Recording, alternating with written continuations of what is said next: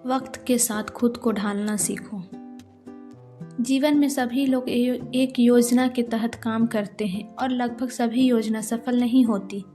तो फिर ऐसे में क्या किया जाए? क्या खुद को हमेशा दुखी होने दे? तो इसका जवाब है बिल्कुल नहीं। वक्त के साथ आपको फ्लेक्सिबल बनना है, ना कि अपनी सोची गई योजना पर टिके रहना है। इसी विषय से संबंधित शुरू करते हैं आज की कहानी। करण एक बहुत होशियार लड़का था। सभी की तरह उसने भी अपने जीवन में बहुत सारी योजनाएं बना रखी थी। उसका सपना था कि वह इंजीनियर बने। तो फिर क्या था, उसने एक इंजीनियरिंग कॉलेज में अपना एडमिशन करा लिया और पढ़ाई के लिए निकल पड़ा। समस्या यही थी कि उससे इंजीनियरिंग हो नहीं रही थी, लेकिन फिर भी वह कभी यह नहीं सोचता था कि मैं कुछ और कर लूं। वह बस अपनी उस योजना को पकड़ के रखना चाहता था, चाहे कुछ भी हो। उसको तो इंजीनियर ही बनना था। जैसे तैसे उसने इंजीनियरिंग तो पूरी कर ली, लेकिन उसके बाद भी वह इस काबिल नहीं हो पाया था कि वह इस फील्ड में एक अच्छी नौकरी ले सके। इंजीनियरिंग के बाद 3-4 साल उसने ऐसे ही गुजार दिए और उसे कुछ समझ नहीं आ रहा था कि वह क्या करे। एक बार उसे उसके कॉलेज का एक दोस्त दिखा। विमल को देखते ही करण उससे बात करने के लिए पहुंचा। करण बोला, अरे विमल, कैसे हो? बड़े दिनों बाद।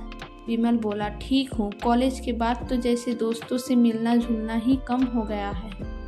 करण बोला, अरे आजकल क्या कर रहे हो?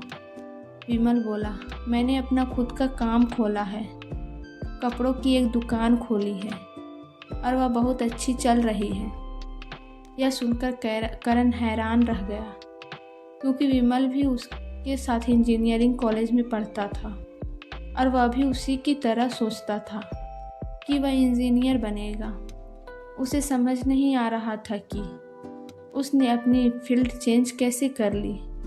करण बोला, पर तू तो कह रहा था कि मैं इंजीनियर ही बनूंगा।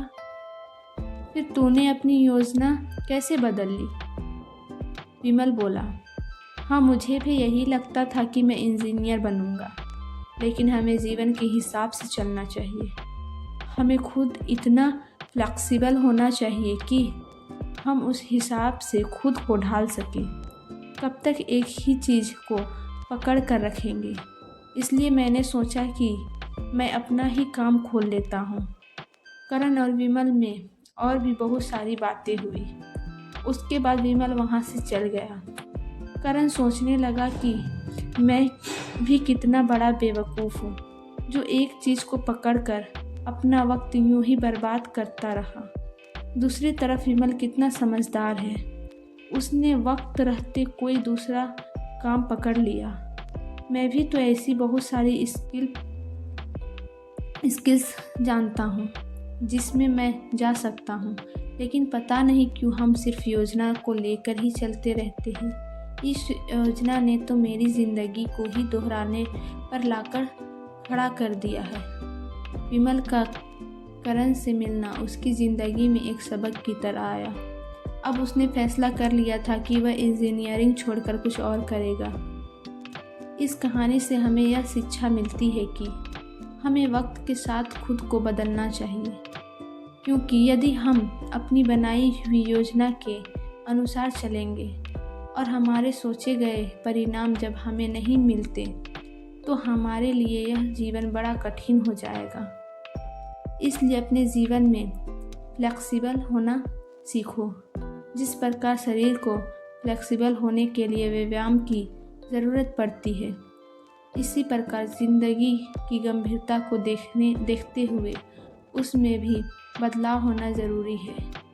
आप अपनी ज़िंदगी की उन योजनाओं को पकड़ कर मत रखो जो कि आपके दिन रात परेशान करती है।